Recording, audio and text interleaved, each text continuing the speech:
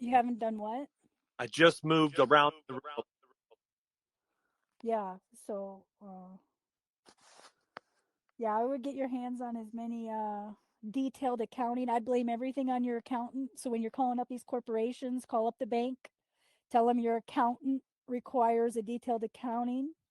If you're allowed to call up the bank, I don't know. There's a lawsuit. I don't even know how that works. If you're even allowed, maybe you send a letter. Your Yeah. accountant requires detailed accounting. Child support, get detailed accounting. The insurance company, get detailed accounting. Get detailed accounting on all these corporations, and then we go from there. Okay.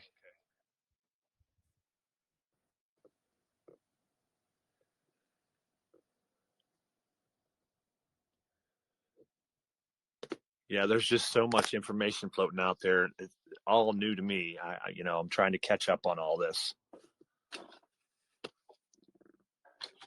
Yeah, it's never a nice place to be when you're sued by a bank.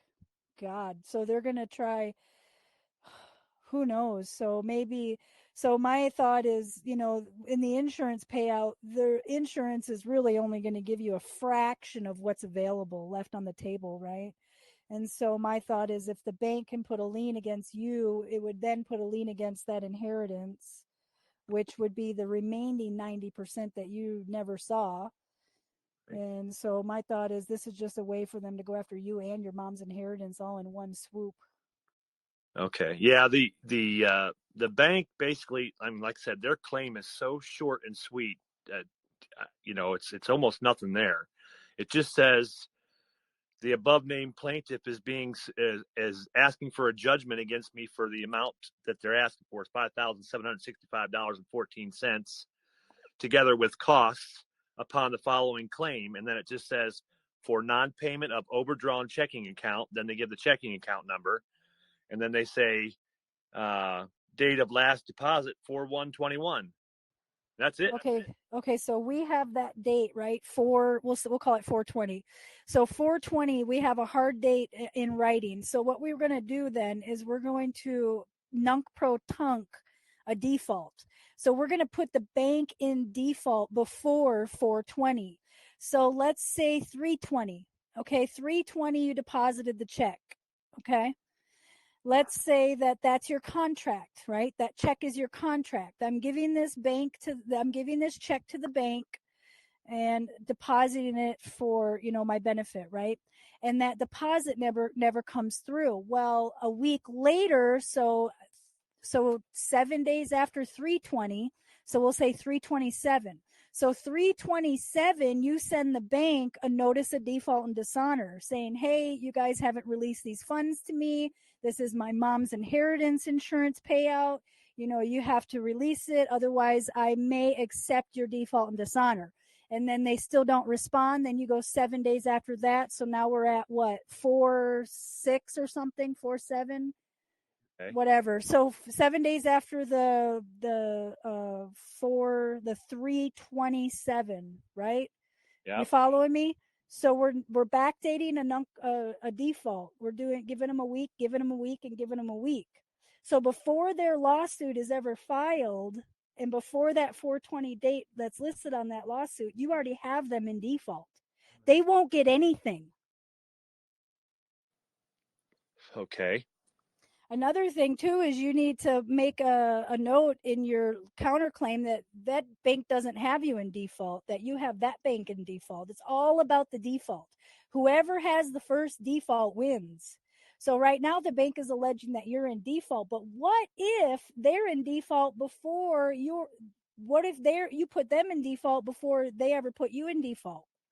Okay. See, you're not a corporation, so you can go back in time and recreate these documents that you didn't create at the time. Oh, okay. Well, to do that. Did I lose you? No, I'm still here. I just have spotty service. Sorry. I said. Okay, so you have your contract. Every default comes off of a contract. So your check is the contract. Whatever date of the deposit, you need to go back and figure out what date you deposited that check. Then you need to 7 days later send a notice of default and dishonor saying that they haven't released the funds. And then you need to put in that notice of default and dishonor that, you're giving them 7 or 10 days to release the funds, or they will be in default and dishonor, which shall be accepted. And then a week later, you send an acceptance of default and dishonor. So you're going to put them in default. You're going to add those exhibits as exhibit 105, 106, and 107. And the reason I say start with the 101 is because if you take it to United States District Court, that's where your exhibit starts. So it's subliminal. So start your exhibits at 101 and go up. And then I even assign the defendants, what exhibits they get to have.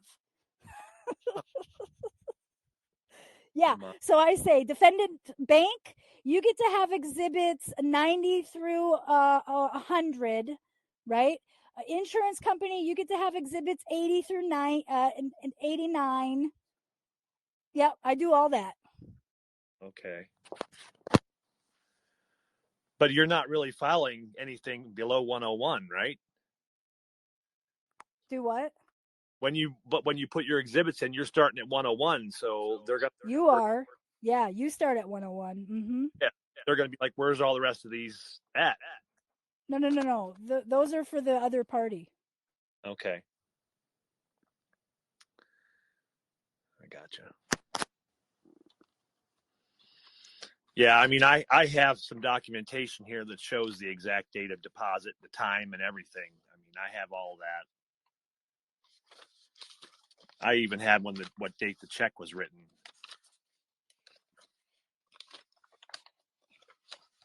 I don't know. And I don't think it matters if you deposit it and withdrew it and then they said it didn't clear. I don't think that matters. The contract is the check. Right. Well, I mean, they told me I had to wait 24 hours. I waited 48 hours, and they still gave me issue.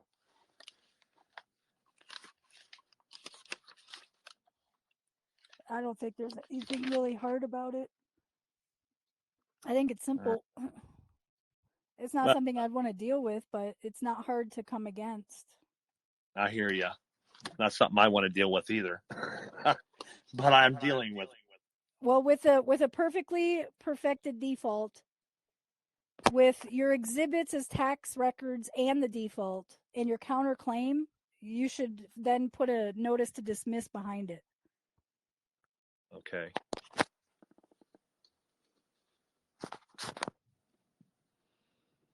Or a motion. Look up the procedure in your state. A lot of states want you to do a notice to motion and then the motion. So you would do a notice to motion to dismiss and then the motion to dismiss. Look at how your state does it. You could possibly even go down and buy another one that's already been done off the record and just recreate it. Okay.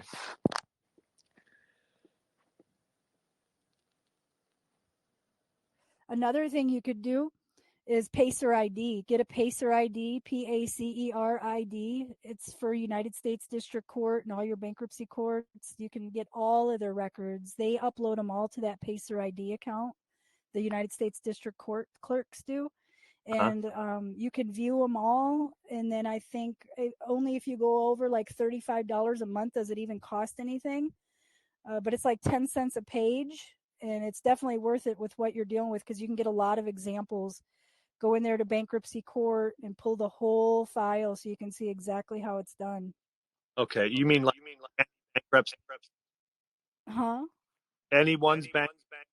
Yeah. Yeah, you would need an idea of where to look. Like Trump has a bankruptcy lawsuit in there. I read that. That's really good. But you would want to look at something that mimics, what you're going through and see if you can maybe pull a case number off the internet or something.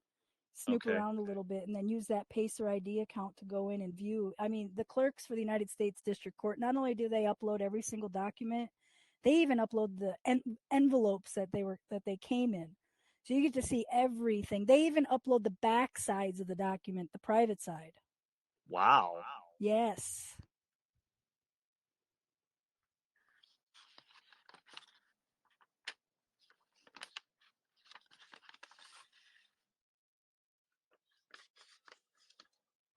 The lawsuit that you were given, I would accept, endorse, and return the entire thing to the judge with it, and then I would submit it to the IRS with the W-4 sandwich as well. Are you familiar with accepting, endorsing, and returning? No, could you go over that quickly? Yeah, you just accept the front of every page, endorse the back, and return it back to the judge. So you're not bringing any controversy, right? You're accepting. You're accepting it. Okay, just basically write accept it or accept on it, sign it on the Yeah, back. except for value, exempt from levy, given for a patent right, done in good faith. Put Okay, your social on it. Put the back side of your social security number on it. Sign it. Date it. Flip it over. Do the same thing, except pay to the United States Treasury or pay it to the bank. Who cares? You got unlimited credit. They're trying to access your unlimited credit. But what if they don't have to sue you to access it? What if you can just give it to them? yeah, that would be awesome. Right. So that's what I'm trying to have you do is access your unlimited credit and just pay it without any controversy. But the creditor always files a counterclaim. Okay. So even after, still file a counter. Well, your counterclaim is really just going to be your motion and your notice to dismiss after you Okay. submit a few exhibits saying that there is no debt and that this is a clerical error or something. I don't know. Okay. I don't know what the issue is, but I would make it a tax issue. Okay. Then use a W. Yeah, use the W-4 sandwich and list it as exhibits. Yep. And then I always want to know who and or what the source of the funds truly is. So the source of the funds on that check or the source of the funds that they're saying that you owe, who or what is the source of the funds? I always Yeah. want them to come out and try to get them to say I'm sure they won't. no. No, but I'll tell you what, you get that judge on your side with the right verbiage and making it a tax issue and it'll go away real quick because the judge does not want no tax issues. Right now the judge is just the referee. Right. Yep, so you be really nice to the judge and the clerk and you're just doing a banking transaction. You're just going from the small bank to the big bank. Okay. All right. Well, I'm going to work on putting this together then. I'll try to get this out this week. Got to get the detailed accounting. Yeah. Well, the accepted, I can do that quick and send Yep, that. and you can do the default quick too. My defaults are like 3 sentences. Okay. You can pull any notice of default and dishonor off the internet, anyone that you want. I don't care how simple or complex it is, anyone will work. And then just remember, you got to have your dates correspond, and then you got to have the notice of default and dishonor and then the acceptance of default and dishonor. Once you have them in default, you get to make the order. See, that's what the bank is trying to do to you. They're trying to get the order from the judge alleging that they have you in default, but where is the default? Right. Can they show that you've been served 3 times? No. Okay, well, put that in there. If there's no certificate of service that you're even in default, show me where I'm in default. Yeah. The only thing they can prove is they sent a complaint. I couldn't hear you. The only thing they can prove is that I was sent this complaint. Did you hear me that time? They can prove that you received the complaint. Yeah. The magistrate complaint. They can't prove that they served you with any default. No. All they this complaint. Mm-mm-mm. Is that complaint attached to a sworn affidavit of facts signed by someone? It is signed by, and it does say they verify the facts set forth are true and correct to the best of their knowledge. Does it mention you being in default? No. Does it mention any sort of order or judgment for that amount right away? Well, yes, it kinda. What it says is, and it's real short and sweet. It's the standard form from the magistrate, and this is what it says in their standard form. It says, to the defendant, which they're calling me, the above named plaintiff, which is the bank, asks judgment against you for the amount of $5,765.14, together with costs, upon the following claim. Civil fines, this in parentheses probably doesn't even apply. Civil fines must include citation of the statute or ordinance violated. And then in their little description of what they're dealing with here, it just says, in all caps, for non-payment of overdrawn checking account number, blah, blah. And then it says CC 101, which I don't know what that means. And then it says date of last deposit 4/1/2021. And then they have the total amount with the fees. And then this woman, Marsha Whipke, signed it under penalty of perjury.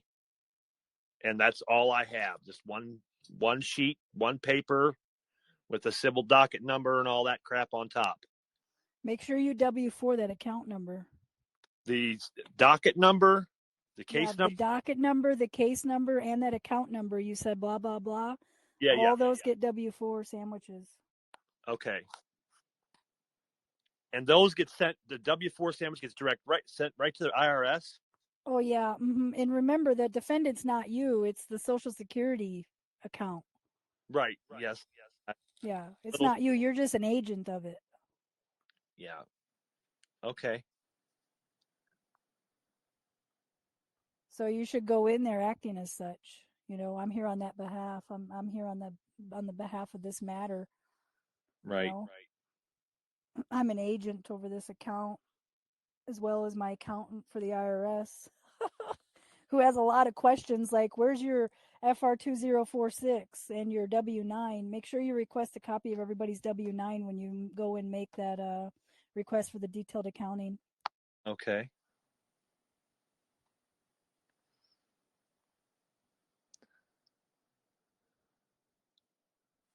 Matter of fact, when you do your default, you should put in your default that you requested the W-9 from the bank. Okay. And everything else, Google a debt validation letter, okay? And pull out all that terminology with the GAAP and all that stuff. Pull out all that stuff from a debt validation letter and include it in your default. So, bank, I want you to provide me with this, this, this, and this. Failure to do so may result in a default dishonor, which shall be accepted. Okay. Now, you were that I could backdate. How do I handle that? I still have to mail those things to the bank? Yeah, you're going to mail them all three at once. Oh, a copy of the check. Do you have a copy of the check? No, I don't. Do you have anything like from the insurance company saying that they were going to send you a check? No, what I have deposit slip. Okay, there you go. That'll work. So send a copy of the deposit slip, and then a notice of default and dishonor, which I want you to take your notice of default and dishonor and merge it with a debt validation letter. Okay. Yep, and then do your acceptance of default and dishonor. Get all three of those done. And then you can even do the order. Once you have the default done, you can even make the order. I order you to close the account, balance the books, zero out this account. I order you to release the funds, whatever the order is. I don't know what it is. Okay. But it should probably be something along the lines of the deposit slip, right? Yeah. Right. So make your order and then send all those documents at once and serve them with it and serve the bank or the bank's attorney, or both, and the clerk of the court, and if there's any other, whoever signed that, whoever's name you got just everybody that you have evidence of, serve them with a packet. Okay. With your counterclaim. Okay.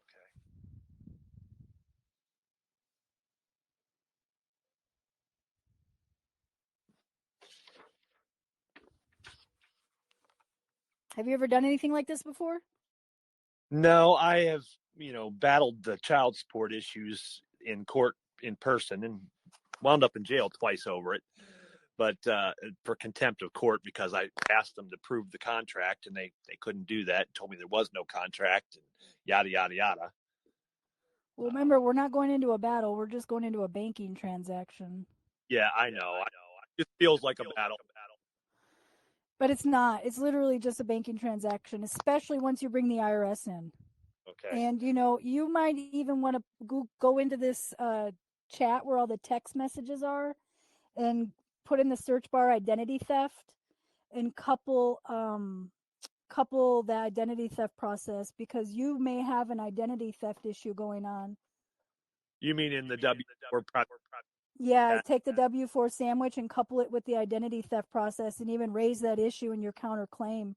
Here's my exhibit, 110, 111, and 112 for the identity theft, because I believe this may be an identity theft issue, because the funds disappearing out of the account is only explanation is identity theft. Somebody had to be pretending to be me. Gotcha.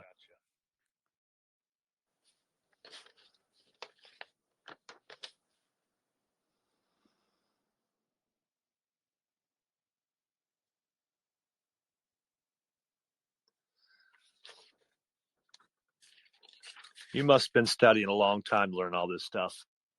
Well, yeah, I filed my first 1983 when I was just over 21. So did my Wow. brother. Wow. That's like what we should all do, though. All Well, of us should be filing, in between 22 and 25, file your first 1983. Because all of us were trespassed against as kids. well, I don't know. I'll be 51, and I just recently, if you know what I mean. Uh, I've only been kind of studying for the last 5 or 6 years off and on. Well, I have a 7-year-old son that I'm trying to raise at the same time, so it's kind of difficult. But this is just a really good teachable moment. Yes.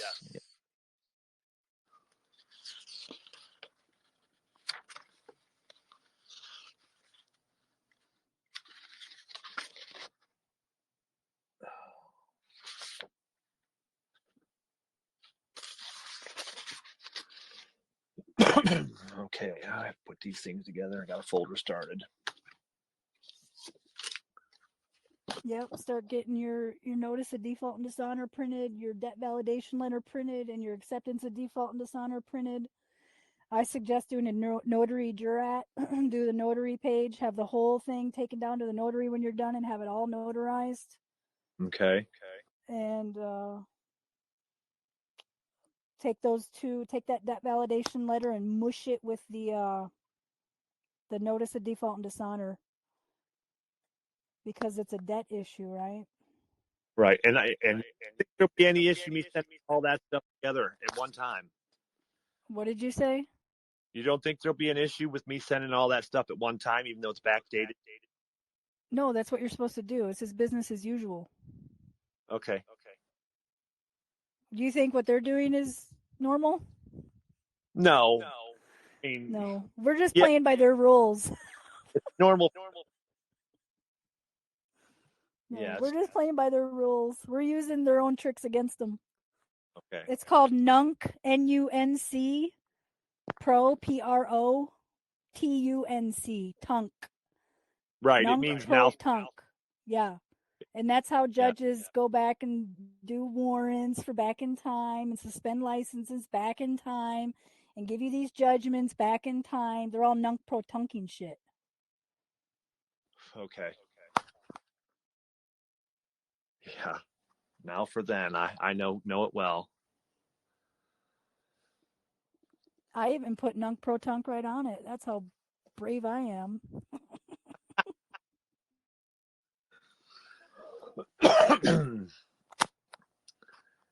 Yeah, it's you just don't think about the things that they do until it happens, Yeah.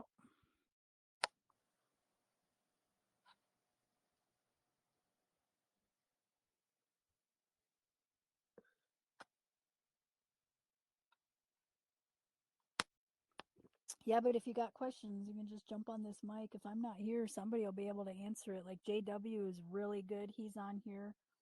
Okay. I'm not really sure if any of these people know anything about countersuits, but JW knows a lot about a lot. Okay. Yeah, I did have a little bit of chat with I think Smoking Baby answered me, and he told me renegotiate it, but I just wasn't sure what he meant by that. And I think now I understand. Basically you're the accepted. What you said right on there, accepted for value, and all the you know the verbiage that you gave me there. I think that's what he wanted me to do. What else do you remember what he said to do?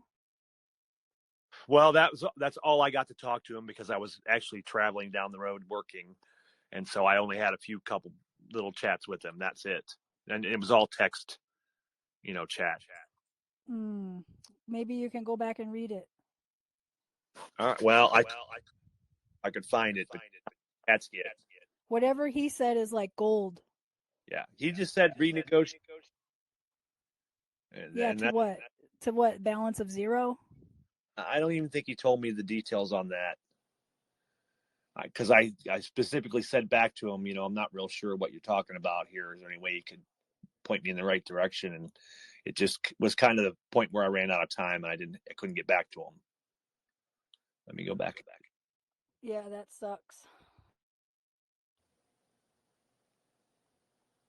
Oh, I think that's it. He said, take the notice and negotiate it with a dollar amount.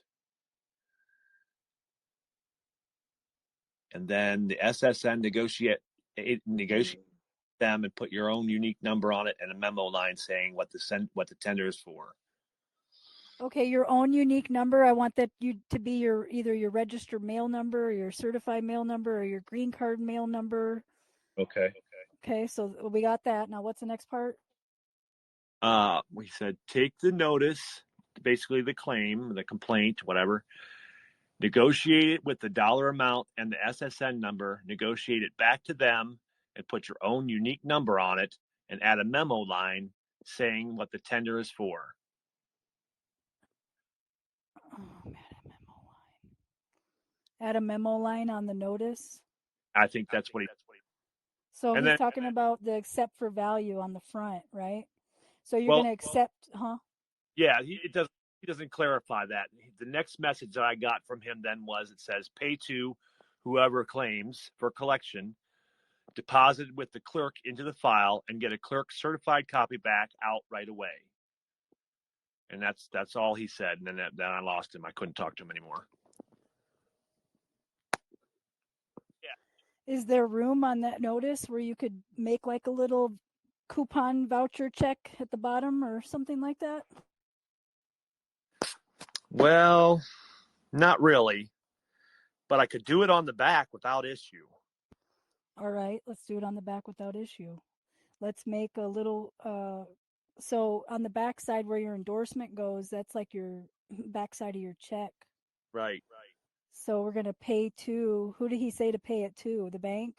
Whoever's making the bank. Okay, so yep, so pay. So how I do my backside is I do my social at the top. I turn the paper sideways like a check, right?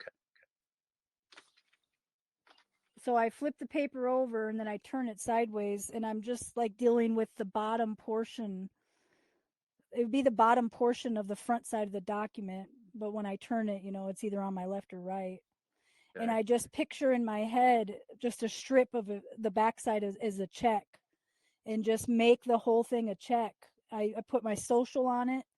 I put the back side of my social security number on it. I put a 2-cent stamp on it. I sign through the 2-cent stamp by colon. I put the date on it. I put pay to the bank and charge the same to your all caps name. And that's what he's talking about on that. And that's all he said. That's it. That's all he said. So I gave you a lot more homework than he did. So you might want to just start with what he did. Okay, get what he suggested out and see if that doesn't buy us some time to get the rest of the counterclaim and stuff done. Okay. Yeah, the hearing that they want is not until July, so I do have a little. Oh yeah, you got plenty of time. Yeah, they're actually their complaint says if you intend to defend, please call us, and they had it scheduled for June 6th. And Defend? I don't know about that. That sounds like you're arguing or bringing controversy. You're just going to accept it. well, I Accept it. Huh? I called the magistrate and said, "What does this mean? Intend to defend?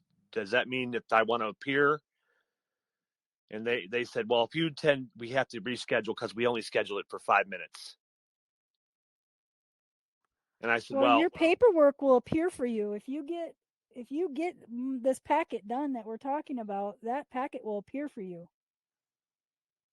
okay." So there'll be no need. No, probably not. As a matter of fact, you can write that right in your order. You charge $2,000 a minute to appear. Any more Oh yeah. than this. And Okay. I would even do a charge back on the bank for your time, your energy, your stamps, your envelopes, your ink, your mailings, your envelope, everything. Do a detailed accounting of how you're charging them back and see if you can't get that number theirs. Okay.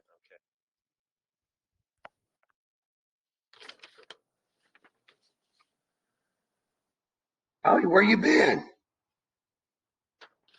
Oh, business as usual. Man, we're about to send out the search and rescue party. Oh, I'm here. Just talking about you, wondering about how you were doing. I shot over Phil. Wondered where you were. He never got back to me, so I'm glad to hear your voice. It's been a while. Yep, I'm back. Honorary JW,